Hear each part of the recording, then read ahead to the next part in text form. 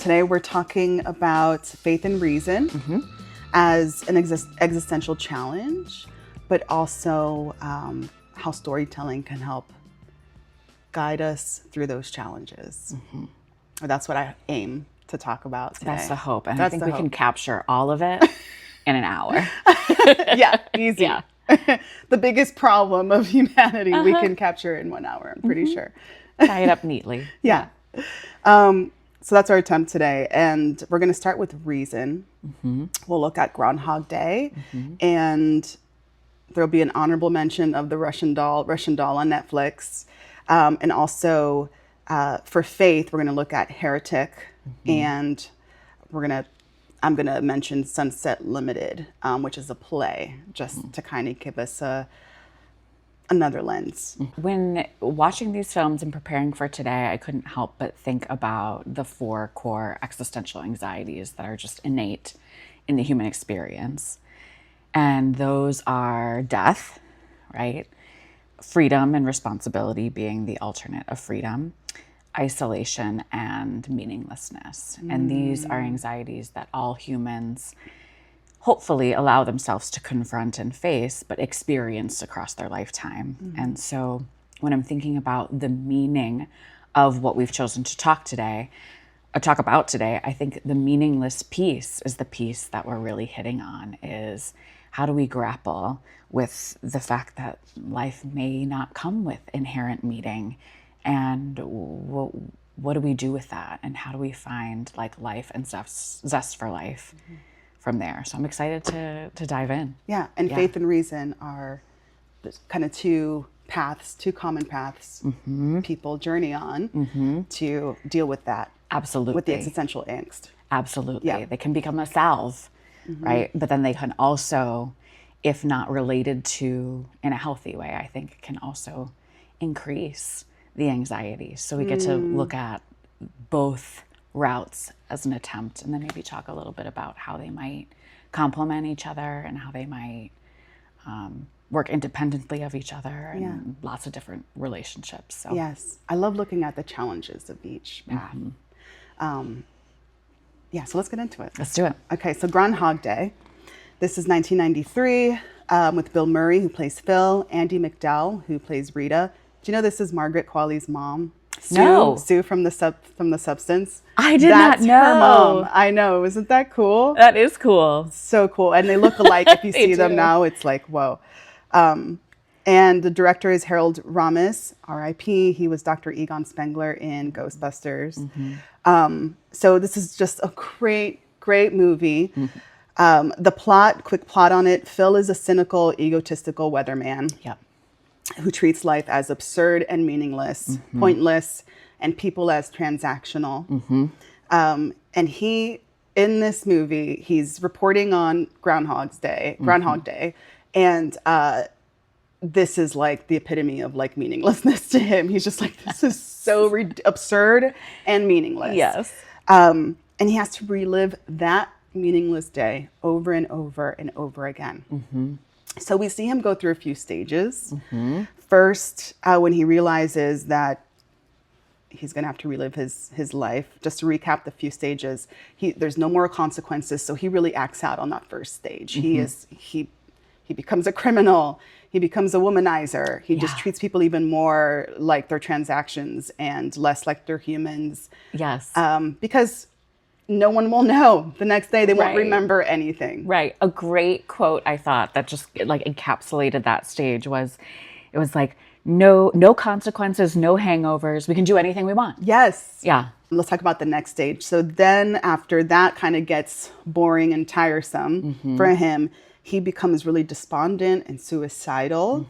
He realizes like there's no way out of this. Right. And all of the gluttony and lustful, that kind of approach to life of overindulgence, not caring about other people, but doing things that just feel good, pleasure seeking. That like hedonism approach. The pleasure, seeking pleasure Yeah. in life, that gets tiresome at some point. Yeah. And it doesn't give him a full sense of purpose. No, it fails to satisfy. Yeah, it fails to satisfy. Yep, exactly. So he becomes suicidal, but he just keeps waking up in the same life. So that stops working. That's not really getting him anywhere or doing anything for him. Right. So he finally, he affirms life at the end, and he does so by creating meaning through artistry. So he learns to play the piano. He does ice sculpting. He creates this like ridiculous, it's one of the funniest scenes. This beautiful ice sculpture he creates. He's generous, he's loving, he's kind. He learns to appreciate the everyday people he sees on his way to work and back from work. Without expectation of what he's going to get in return. Yes. Yes, real love. Yes. Yeah. Beautiful. So that first, the last two stages, I would call stage 2 passive nihilism and stage 3 an active nihilism. And so let's talk about the definition of nihilism quickly, and the difference in how you're using passive and active. Okay. I'll need a refresher there too. Yeah. You got it. So nihilism is the belief or feeling that, it's your toe. It is. It's sweet. You can hold my foot. It's comfy. That life has no inherent meaning, value, or purpose. Source of meaning and values have been removed. That's what Nietzsche says. So let me go back to the first definition is, it's the feeling that life has no inherent meaning, value, or purpose. But Nietzsche kind of clarifies that, and he says it's actually the source of meaning and values that have been removed. So Nietzsche is infamously known for saying God is dead in the gay science. He was trying to wake up the world. This was the 19th century. He's like, the advancements of science were just kind of shattering belief systems of the time. And he wanted to wake people up. So he said very shocking things to do that. Yes. So again, just looking at nihilism as meaning, purpose, all of that kind of going away, or the source of it going away, which causes those things to no longer hold any substance in your life. So the passive nihilism, that stage 2 is like, well, it's depression as a reaction to the fact that, well, none of this matters. We all return to the dust. There's no point in living. Right. There's no fruit it bears, so why go on? The final stage for him is active nihilism, where, okay, I am no longer just going to passively live in this life, but I still have the feeling that everything is purposeless. There is no value, but I'm going to have an active reaction to this. I'm going to choose to create meaning. I'm going to become the creator of my life. So we're going to get into some of Nietzsche's, his twist on nihilism. He's a really misunderstood guy. I love him. I think he's attributed with God is dead and nihilism, and that's the end of it. But he actually offers a lot of solutions for people who have come to the same conclusion that he has in his lifetime, which is the source of meaning and purpose has been removed. And his twist is that you have the opportunity now to create new values, to become the artist of one's life. He has the idea of the Übermensch. So this is the that can be translated as the super person or the over person. It's the person that says yes to existence as it is. So they're life affirming. Even in its suffering and absurdity, one who embraces the absurd and still chooses life. They find meaning in creating, in creativity and in relationships. They create value within the loop. We're going to take that as a symbol of domesticity and of the constant churn, like going to work, coming home, doing things, right? That's what that reflects for us. And he doesn't rise above it. He chooses to just let it run over him. There's a philosophical concept coined by Nietzsche called the eternal return, or also known as the eternal recurrence. I think it's more popular in Camus' myth of Sisyphus, this idea of you live the same life over and over and over again, exactly as it is. Sisyphus is cursed. Yes. To roll a boulder up a hill, large boulder up a hill every day. Every day he has to wake up and do the same thing. That's his curse. The gods curse him. And he rises above it by choosing to accept this is his reality and his life. So there's an acceptance and a love for what he's doing. It's a really extreme myth or story, but Camus is just trying to say this is how you deal with the absurdity and the pain and the suffering of life, is to accept it. And Camus was from he was alive during World War II, so there was a lot of pain and suffering. It was hard to make sense of reality in life, of a benevolent God, of someone taking care of people when so much death and atrocity was happening. So really relevant for today, I think, too. I want to quote from Nietzsche just to get to us understand the philosophical concept of the eternal return a little more, because it is a tool for testing your resolve or your ability to manage existential crisis, to manage a meaningless world. So this is the test, the scenario that Nietzsche gives us. Okay. He calls it the greatest weight. He talks about it in the Gay Science, section 341. It says, what if some day or night a demon were to steal after you into your loneliest loneliness and say to you, this life as you now live it and have lived it, you will have to live once more and innumerable times more, and there will be nothing new in it. But every pain and every joy and every thought and sight and everything unutterably small or great in your life will have to return to you, all in the same succession and sequence, even this spider and this moonlight between the trees, and even this moment and I myself. The eternal hourglass of existence is turned upside down again and again, and you with it, speck of dust. So this is every scenario, every sequence of your life is returned to you over and over again. How do you deal with that? How will you, all the suffering, all the pain, how will you rise above it? Right. What do you make of it? Or Exactly. with it? Yeah. Exactly. And so that's when, and Phil says in the movie, what would you do if you were stuck in one place and every day was exactly the same and nothing that you did mattered? That's exactly what Nietzsche's saying. Yes. In modern terms. So we see Phil like, how is he going to handle this, right? What does he do?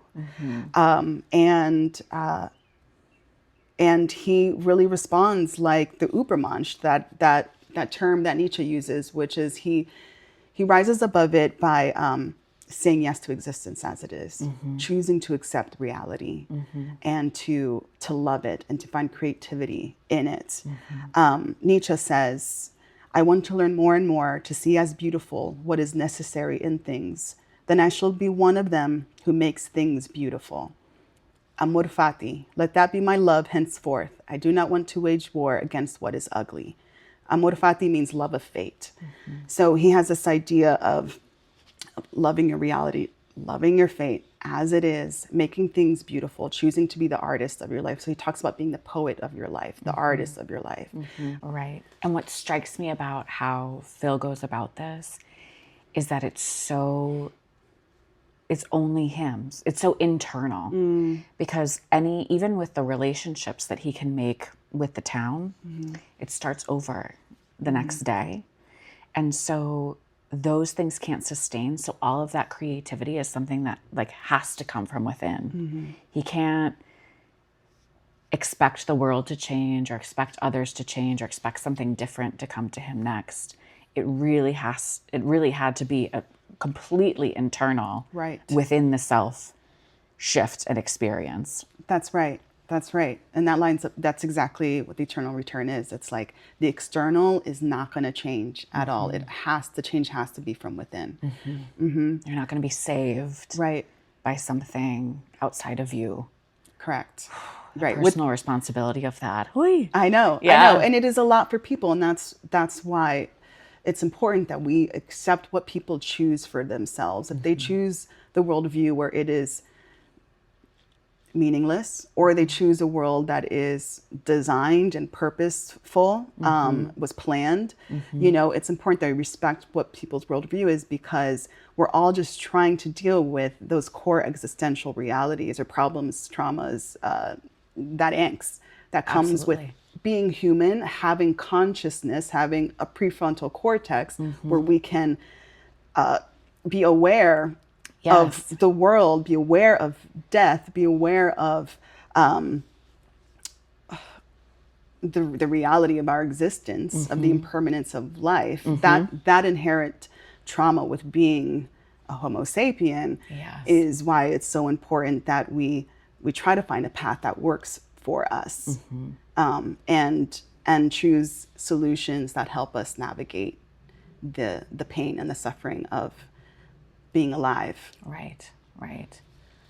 I love what you say about the actively choosing what works for you and respecting others' choices. Like, we have this truth that we all experience the anxiety, but another truth that I think Phil shows us, and we see in the next film too, is that in order to find a path that works for us, it has to be an individual choice. We have to move from passively receiving somebody else's recommendation or prescription for us and actively making something that lands for us. And it may not be understood or accepted by others, but that's not really the point. Yeah, I love what you said, because that brings up The Heretic to me.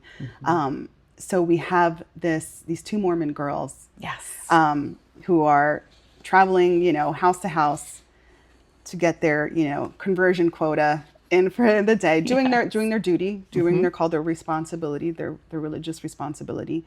But we have Chloe East, who plays Sister Paxton, who is the naive one, who doesn't really know what she believes.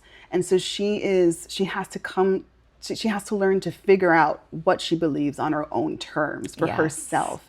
Right now, in the beginning, we kind of see her like really doubting, like, what do we know and what do we not know? She even makes the funny comment about, like, did you know Magnum condoms are the same size as regular? I wonder what else we believe that marketing tells us. You know, that thing of like, of trying to find truth in a world that's giving us so many messages.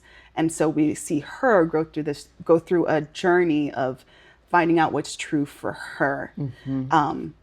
So let's talk about The Heretic. Came out in 2024. Hugh Grant plays Mr. Reed. Chloe East plays Sister Paxton. Sophie Thatcher plays Sister Barnes. And Topher Grace is Elder Kennedy. Directors Scott Beck and Bryan Woods, who are known for A Quiet Place. So again, we see Sister Paxton. She has an unquestioned belief system, and her friend Sister Barnes, she has some trauma. It's kind of hinted at. We know that she has come to her faith on her own terms. She's not regurgitating anything. She knows why she believes in what she believes, which is unfortunately, spoiler alert, cannot stress enough. There's always going to be spoiler alerts when we talk about this. She dies at one point because this becomes about Sister Paxton's journey to figure out this on her own. So I want to start with one symbol I noticed in there when they're walking in the house. There's the moth going towards the light that they show. I think that represents the blind devotion, like just going towards the light. But there's a truth there. There's light there. But you don't really know why. You haven't tested it or tried it. You're kind of taking on a inherited belief system.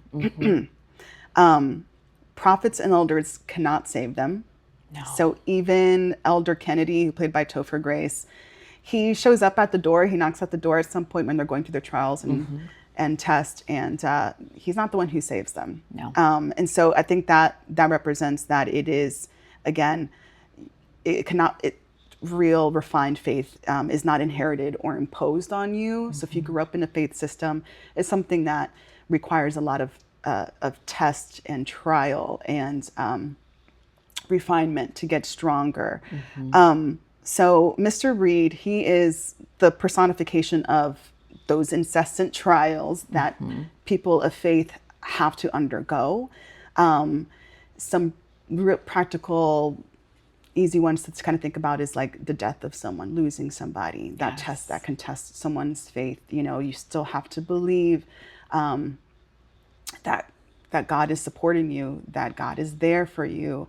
When you see suffering around the world right now, I mean, the amount of children that have died in Gaza, for example, living in a time like Camus when you had Nazi Germany and so many deaths going on, then choosing to still believe that God is benevolent, is good, and has a plan for everyone, has a purpose. So if that is your inherited system or the one you've chosen for yourself, the refinement comes in practicing faith over and over again until you know why you believe and not because it's been imposed on you.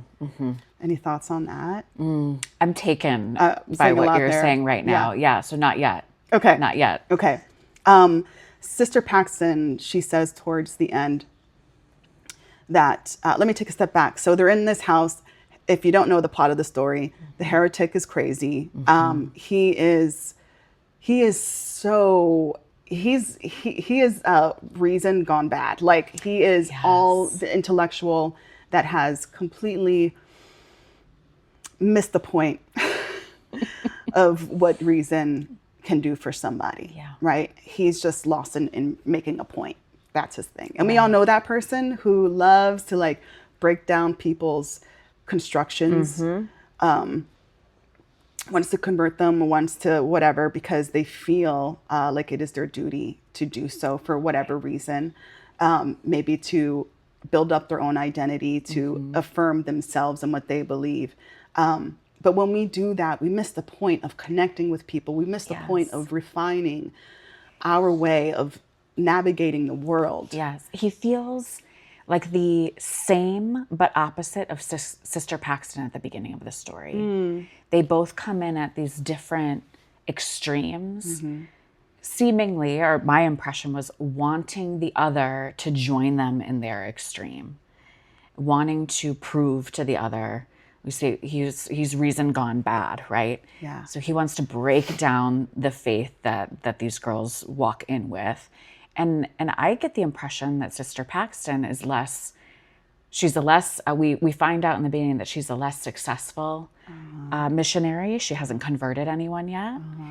And I believe that part of that is because she comes in so extreme, wanting to align or to get somebody on her side. And so we have these two like opposing forces, which I thought was just really beautiful to watch, where Sister Barnes kind of lands a little bit in the middle, which I think probably contributes to how she's been more successful at, what do they say, gaining followers or baptizing, converting new members into this church. There's something more experiential when she speaks, like there's more substance, because it's coming from a place of experience. She knows, she understands all the nuances, she knows all of the debates against her faith system. She's because she's experienced the death. I think her mother has passed, and so she understands where she's at with her faith. She knows what it is for her. And so when she speaks about her faith, there's nuance in it. She understands the gaps and the problems. When the other one does, when Sister Paxton talks about it, she's really kind of robotic. She's kind of parroting what's been and childish and really, really naive. And even I love the symbol of the Mary Jane shoes that she walks in. They should have a close up of Sister Paxton's shoes, and they're just a child's shoes, and her faith is reflective of a developmentally normal child's faith. Exactly. Inherited, prescriptive, rule-based, very literal. Right.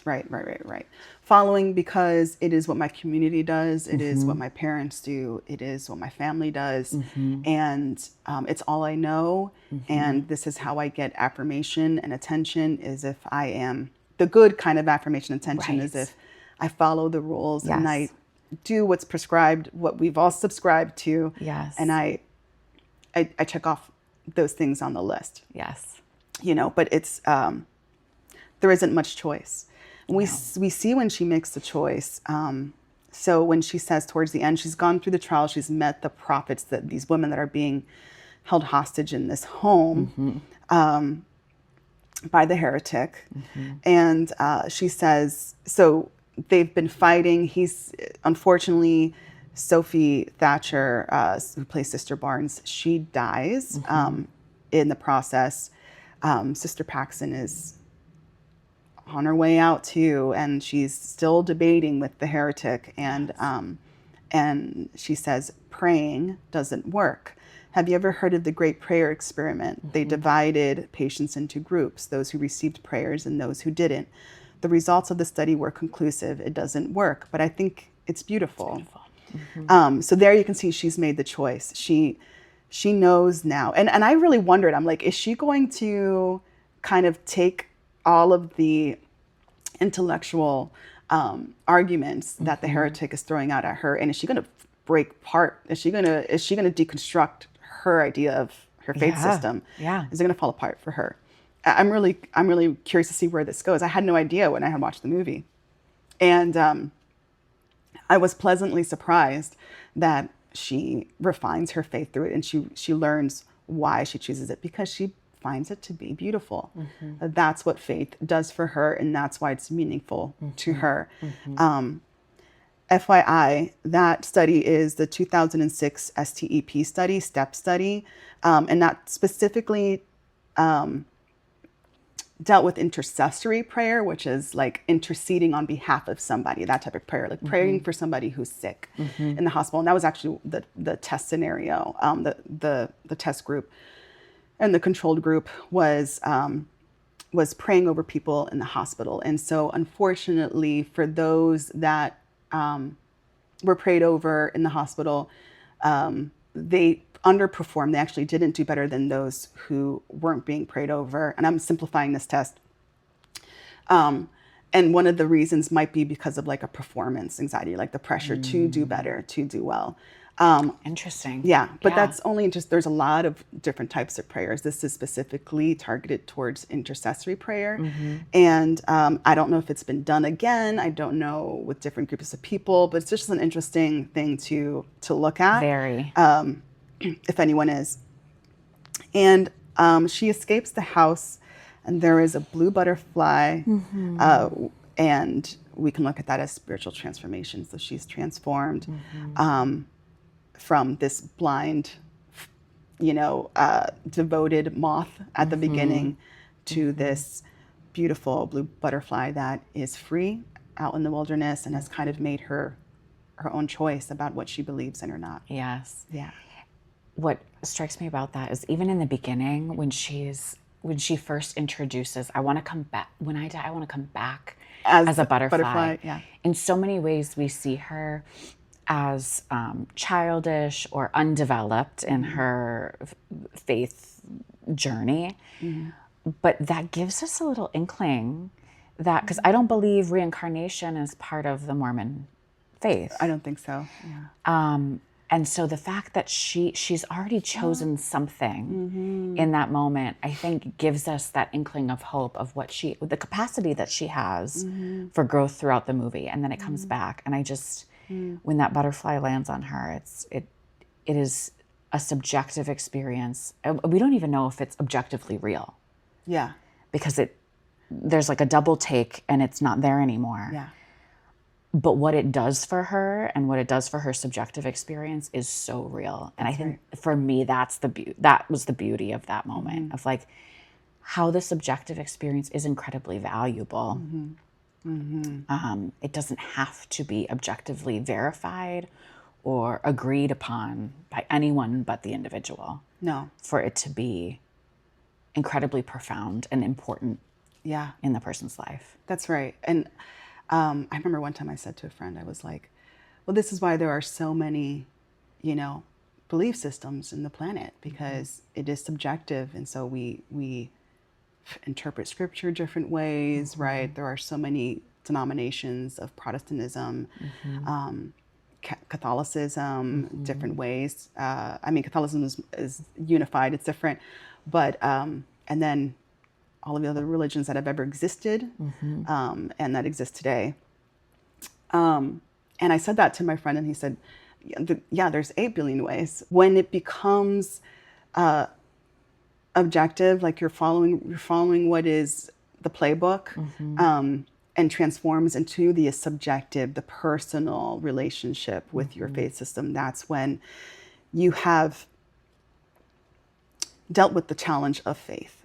And that is that you will have to trust always in the things unseen, even when life feels like it's falling apart around you, when you feel abandoned by God, when you feel abandoned by your community, when everything feels like it's rejecting you, when you see suffering around the world, or in your own neighborhood, and you feel like, where's God in all this? Either God exists and is indifferent about our lives, or there's a bigger plan that I don't understand.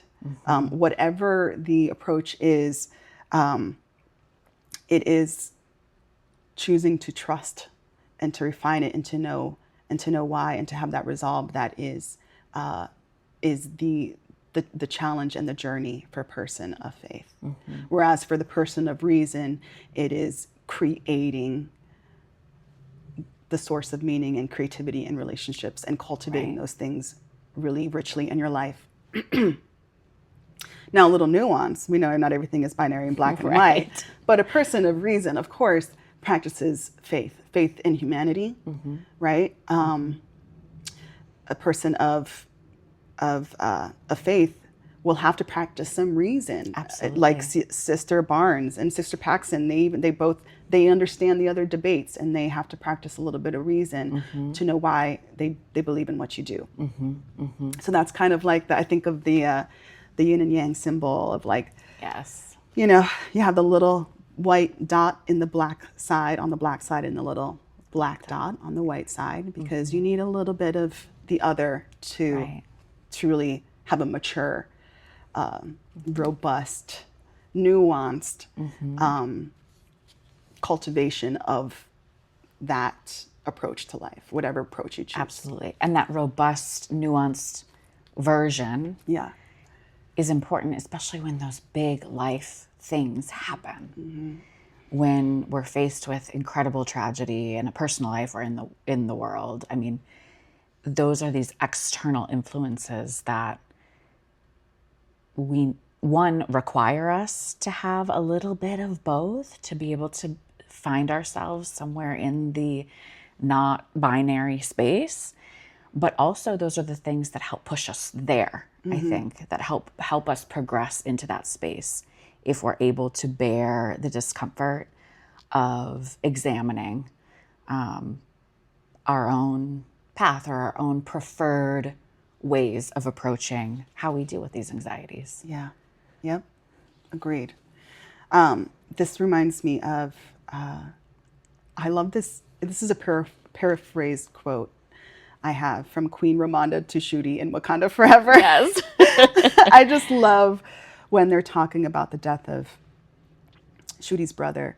And Queen Ramonda says, and this is my paraphrased version of it, but when she says something like, when you think of your brother, do the constructs your mind creates bring you comfort or torment? Do they bring you comfort or torment? And so you have to really decide, like, what brings me comfort in life? For me, I'm on the reason side. That has helped me deal with life in ways that my religious background couldn't. But I have complete and utter respect for those who have a refined sense of faith.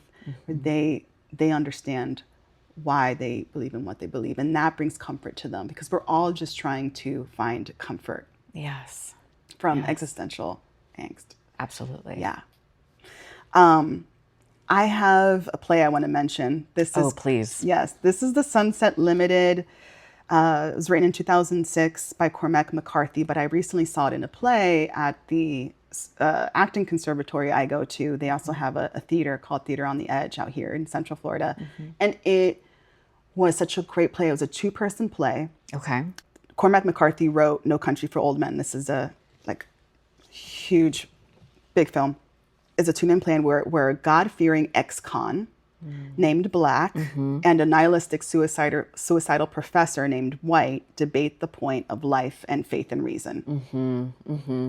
And so you see these two men basically, well, so Black is trying to save White. So White tries to take his own life by jumping in front of the train. Black brings him to his apartment, locks him in, and is really set on converting or just helping him see the way to the light, to faith. And White is a professor. He is an intellectual. He's definitely a nihilist. He finds there's no purpose or meaning in what he does.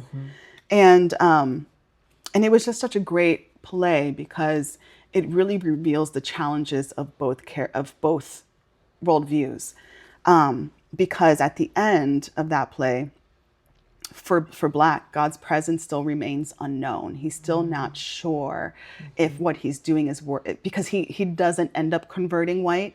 So he feels like he's failed. And because he's an ex-con, everything he's trying to do is to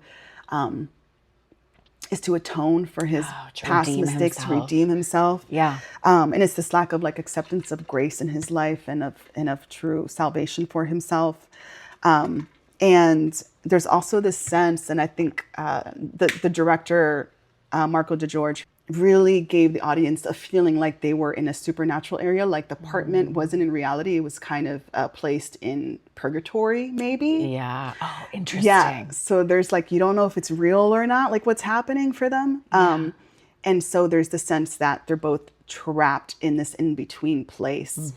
And for Black, he doesn't get to convert White at the end, and God's presence remains really uncertain for him. He just feels like he's talking to God, and he's kind of desperately like wanting to connect, but doesn't hear. And then he also backs off when he feels like he's offended God. So he's trying to be careful. He's a God-fearing man, so he wants to be really respectful, but he's also just desperate and alone. And so that really depicts the struggle of having faith, is like when you feel like God is absent, not listening. Practicing faith is the challenge for the person of faith. And for White, and he fails at this as well, is he debates all the reasons why, Black feels like God and faith is the way to enjoy life. He debates it all. He's in a place where he's stuck in stage 2 of Phil's journey in Groundhog Day, where he never becomes the super person, the Ubermensch. He never becomes the creator or poet of his own life. He doesn't find beauty in anything. He never gets there. And right in front of him is this man that he can have a beautiful friendship with, and they break bread together, and they have moments of laughter and of joy, and it's all there. And it makes me so emotional to think about it. It can all be there if you choose to see it. And to be vulnerable to it. Oh, yeah. I'm glad you said vulnerability. I hope I get a chance one day to see that play, or to see some version of it depicted, because it sounds incredible. It really is. It really cleared up the challenge of both for me. And I was, and this is the power of storytelling, and why we're doing this podcast, because stories have a way of making these philosophical, theological, heady discussions become more, practical and diluted, and not even diluted isn't the right word. It's packaged in a way that hits. You can feel it rather than intellectualize it. Yes, that's it. We don't have to know. You don't have to know the theories and the terms to experience these art forms and feel the truth of it. That's right. Which is just so beautiful. Yeah. It's the power of myth making. Effective. Yeah. I didn't mention it, but I didn't mention the Russian doll, did I? No, not yet. Okay. Well, Russian doll's a great one too. It's a modern kind of Groundhog Day. Not to reduce that to just that, but it's great because it's by Natasha Lyonne. She helped write, and she's the main character, Nadia, in it. And it's if you want to see something a little bit modern, Russian Doll's the same thing. It's hilarious, super comedic, just like Groundhog Day. She dies every day and has to relive it, and she transcends by finding vulnerability and connecting with this person, Alan, in the story, and also dealing with her childhood trauma. She's able to deal with that, become compassionate towards herself, find healing there, and then she's able to connect more with other people. And so, to your point of vulnerability, it's beautiful. It is kind of a ticket out. A key. Yeah. Yeah. Yeah. You have any more thoughts? Oh, so many. So many. I just, thinking about these concepts, preparing for today, it's just incredible to see how salient the word, like, or ever present, how ever present they are in our lives and the people. I mean, you look around, it's hard to not experience life with this lens when your eyes are open to the lens of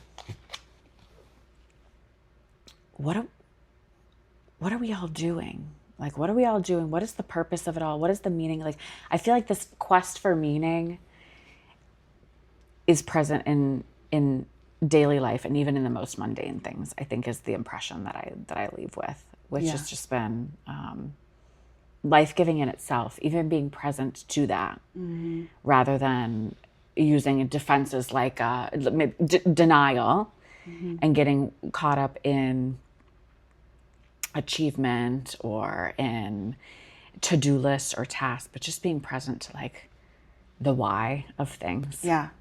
I think you're hitting on the fact that as Americans, we are culturally obsessed with, like, purpose-driven life, that kind of thing. Like, literally a book that circulated our culture a few decades ago. I think, because we're so success-driven, and so there's so much tie to, like, making something out of your life, being so productive. And I was talking to someone who's just, there's an anxiety, I can hear it in their tone, their anxiety about doing something, producing something, instead of following the bliss, like we talked about in episode 1, that Joseph Campbell says, like, just the key is just following what makes you happy and joyful. That's also how you find your path with faith and reason. Is faith bringing you comfort? Is it bringing you torment? Is reason bringing you comfort, or is it bringing you torment? And is your relationship with and expectations of faith and or reason bringing you comfort or torment? Right. I think it's like that relationship with those concepts. That's right. Is a really important component. Yeah, absolutely. Because, like, as we saw with the heretic, his relationship with reason is obsessive and is all here intellectual. And there's no just living, finally actually moving past that point. And when things break down for him and he can no longer rely on his intellect, he asks for Sister Paxton to pray for him. And at first I wasn't sure, is he taunting her? Is he mocking her in that moment? But at least I didn't get the sense that was. I got the sense that was the point where there was an unmet need. He didn't have that white circle in the black side, or vice versa. And it was his embodied experience brought him to a place where, it broke down, and now I can see there is something. I don't know exactly what it is, but I need something else. Yeah, and almost a desperation to still find the something else by still intellectualizing it. Yes. Right? And which is the only way he knows. It's all he knows. And so I think, just like for faith, the first stage is kind of naive, and you're just kind of regurgitating or parroting what's taught to you. The same thing can happen for person of reason, where they're learning about these things intellectually, but they haven't synthesized it in themselves yet and acted on that life of creativity and of this man is trapped in his house and is obsessed with converting Mormons. Like you're missing the point of living finding the opportunity of being a person of reason, which is you get to be a creator of of your own values, and you get to cultivate rich relationships. You get to experiment and play with new hobbies and activities, and enjoy poetry and enjoy philosophy and enjoy learning about all the religions on the planet. Whatever brings you joy, that is the beauty of it. And he's not living in it because he's so fixated on proving this thing and missing proving. It. Yeah, it's like the proving and the clinging that clinging gets to in it. the way. Right. Yeah.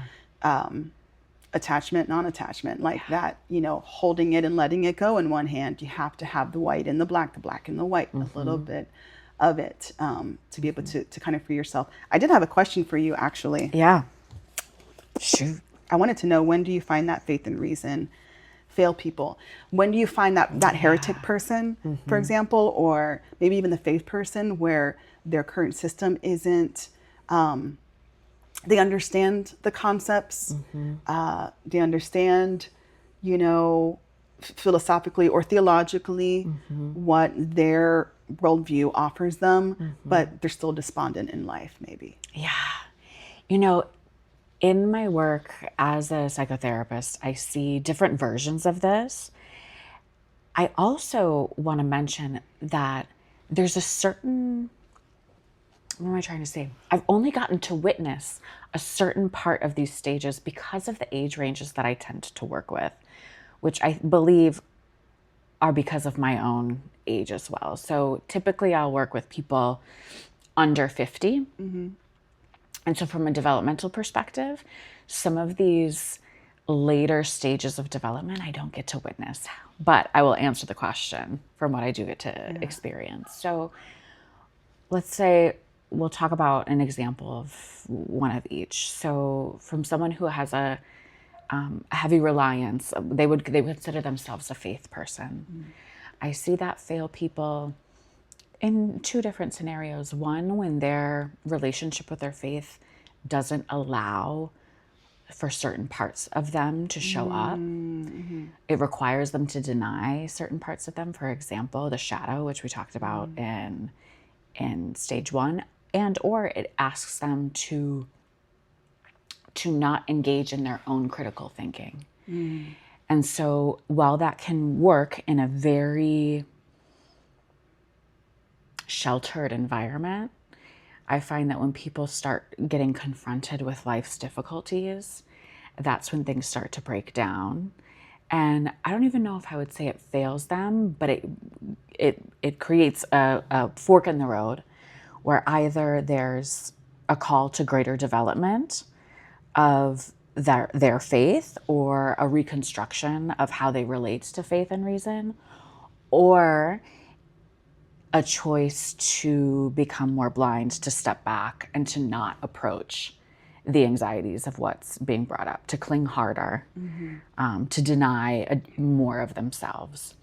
And to me, that path feels like a failure. That feels like a stopping of their growth. Yeah.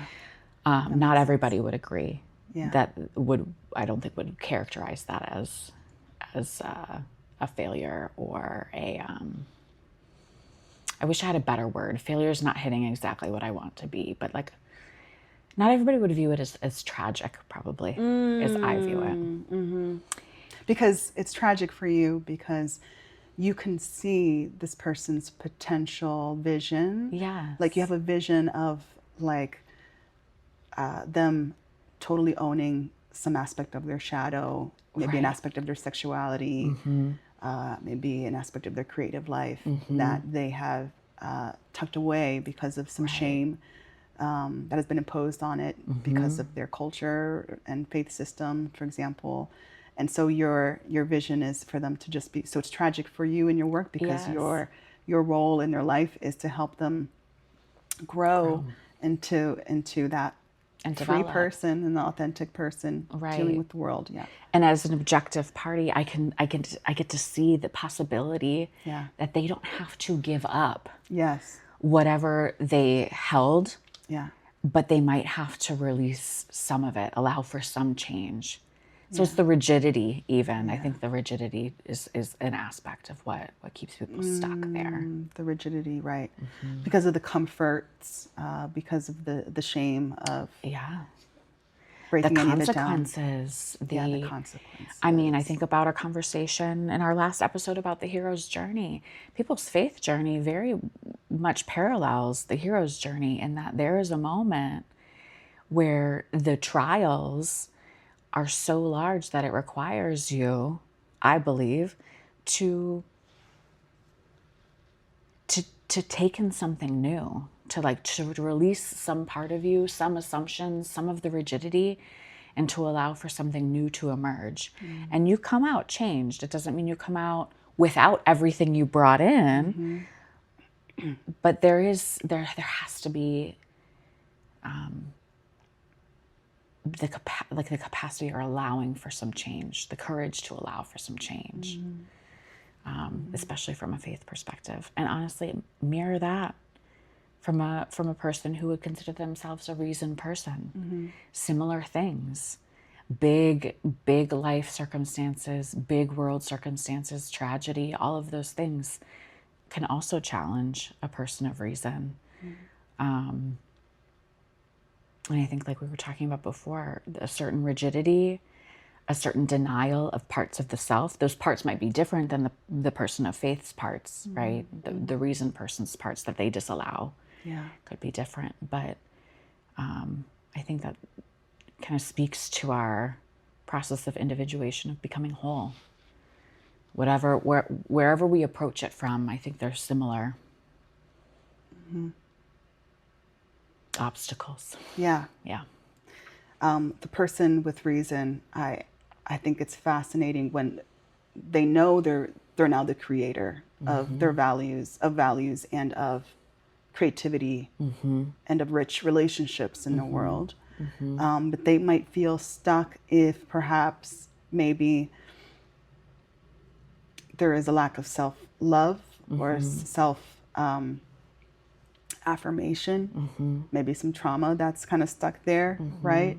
Russian Doll does this great too, because she, unlike Phil doesn't have any trauma we're exposed to or thinking about, but with Russian Doll, Nadia does have some, and it's not until she goes there that she's able to move into a more creative life, a richer life. Do you find that to mirror some examples, or why would a person of reason not start to take the opportunity of the freedom of being that there is no meaning, and the finding the freedom in that? When do you see that they begin to live that life? What comes up for me is the ability to accept the subjective experience as being true, not needing. Can you say that again? Having the subjective experience be true. So not needing the validation of objective proof. And I think that for some people who would consider themselves people of reason, without objective or scientific proof of something, it can feel hard to trust it, to lean on it, or even to accept it as real.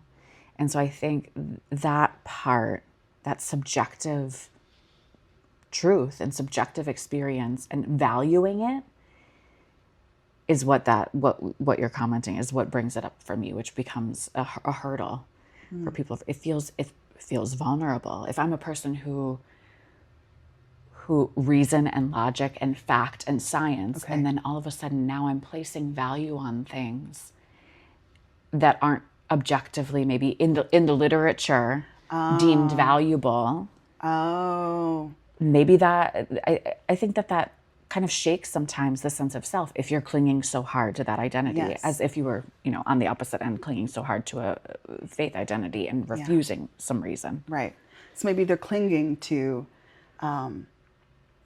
finding validation of what their values are, because they're still over intellectualizing. Right. I need proof that this thing that I have, that I value is valuable. Okay. And that sounds like a lack of self-worth again there. Yes. Right? Yes. Because once you really love yourself and you trust yourself, you're at a point where you're really confident about who you are. And that people, that's such a mystery when you hear it like that. Like, what does it mean to love yourself? But it really is like about being kind to yourself, like parenting yourself the way you wish to have been parented, loving all aspects of you. If you're lucky to have children, you can practice the way you love them with how you love yourself. And that's the blessing of children, is that they teach you what unconditional love looks like. And so you can ask yourself, would I treat them that harshly? Oh, yeah. You know, no, I wouldn't. I would be so much more gentle and patient and kind with them because I know they're a child. And so you learn to go back into your own psyche and to those aspects of your personality and your identity where you have pushed away and shoved and hid and been ashamed of, where you can be loving to it. And then you start to build that ego strength you mentioned in episode 1. Yourself becomes more whole. You're integrating all aspects of yourself with love and grace and gentleness, self-kindness. And then... And it can bear some of these anxieties now. Yes. And it can bear the anxieties, the existential anxieties. Yes. And then we talked about the fact of vitality comes from exploring those areas. Yes. Once you explore it, that's where real life can happen. And so agency can happen. And then you can start to play with the world because you're no longer afraid of the societal reactions, the consequences that people rejecting you, parents criticizing you. My knowing can be enough now. Yeah, it doesn't need to be validated or proved by some other group means person experiment. Yeah. And I think it's important to just play around and experiment and see what sparks life in you. And so if you don't know what those things are, like, I don't know, taking a guitar class sounds fun, let me go do that. And then maybe it's not guitar, and then you try something else out, and you know, and then you find the relationships in your life and you learn how to be more understanding, more enjoyable to be around. Right. More kind. On a level that's not like I'm trying so hard. It's innate. Yes, not fake, not that nice. Not that niceness. Nice but like really from a place where you've learned how to be compassionate on yourself. You learned how to be more accepting. And so you can really be that way towards other people. That is, that's how you make relationships richer, is you learn to be a more likable person, not out of a fakeness, but out of like an authentic, I want to show up for you. I want to hear you. I don't want to criticize you. I want you to feel safe around me. What can I do better to make this relationship rich in my life? So it feels like this authenticity, love, like true connection. I think are places that we're all seeking to find, whether you consider yourself on the faith path or a faith person or a reason person or somewhere in between. There may be attempts to being able to experience those things. I don't think I could ask almost anyone. I'm like, now I'm racking my brain, like, would anyone not consider, like, would anyone be okay living life without the possibility of love and connection?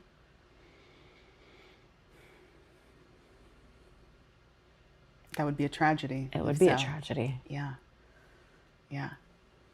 So, why do we care about love? And why do we care about growth? Why have we been talking about the shadow? It was episode 1, which is really an act of self-love that turns into a better way to interface with the world. We talked about the hero's journey, which is this internal journey. And then you return, you're able to return back to your community, to your family, to society, and be better because of that work. Then today we've talked about faith and reason, the ways we grapple with existential anxieties. Why do all these things matter, Katie? Why, in our next episode, how are we going to bring that all together? You ask me hard questions. You know, if I had to answer that question, I'd be like, why do they matter? Let's take a bunch of different roads to why they matter. Evolutionary, but like from an evolutionary perspective, biologically, why does it matter? Yeah. Love and connection saves us from what? Death, premature death. Why does it matter? Love and connection and growth saves us from a more spiritual, symbolic death, that monotony, that nihilistic,